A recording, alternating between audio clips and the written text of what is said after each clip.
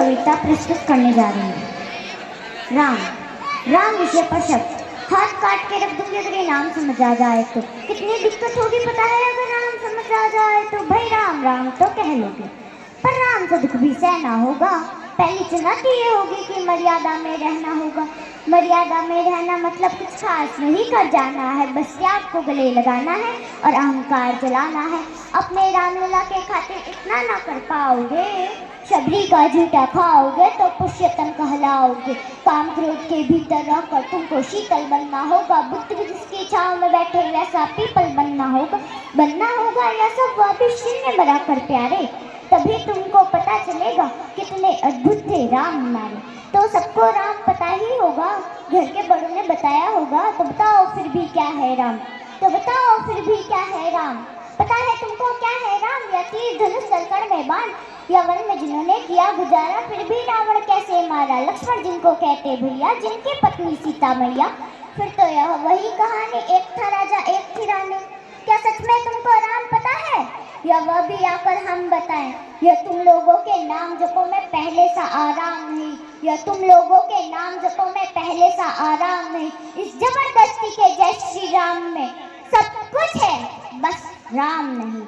पल पल हंसना भी है और पल पल रोना भी है राम। सब कुछ पाना भी है और पाकर खोना भी है राम। जो ब्रह्मा जी के कुल से होकर जंगल में सोए हो, जो अपने जीत का हर्ष छोड़कर रावण की मौत पे रोए हो।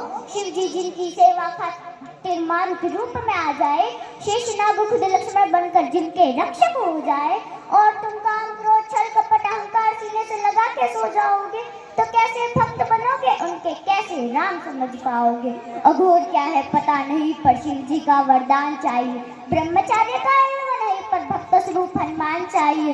भगवा क्या है क्या ही पता पर लहराना सबको होता है। भगवा क्या है वही जाने जो भगवा ओढ़े सोता है।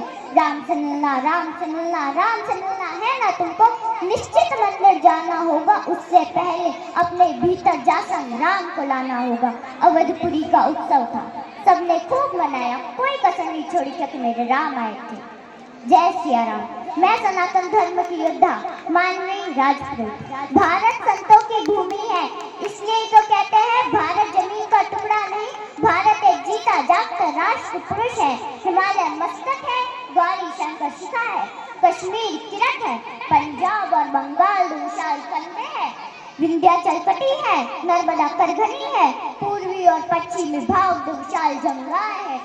कन्याकुमारी इसके चरण है, सागर इसके चरण पखारता है, पारस के काले काले मेघ इसके कुंतल केश है। सूरज और चांद इसकी आरती उतारते हैं। यह वंदन की भूमि है, अभिनंदन की भूमि है। यह वंदन की भूमि है, अभिनंदन की भूमि है। इसका कंकर कंकर शंकर है, इसका बिंदु बिंदु गंगा जल है। हम जिएंगे तो इसके लिए और मरेंगे तो इसके लिए, और मरने के बाद भी अगर गंगा में बहती हुई हमारी अस्थियों को कोई कान लगा के सुनेगा तो एक ही आवाज आएगी,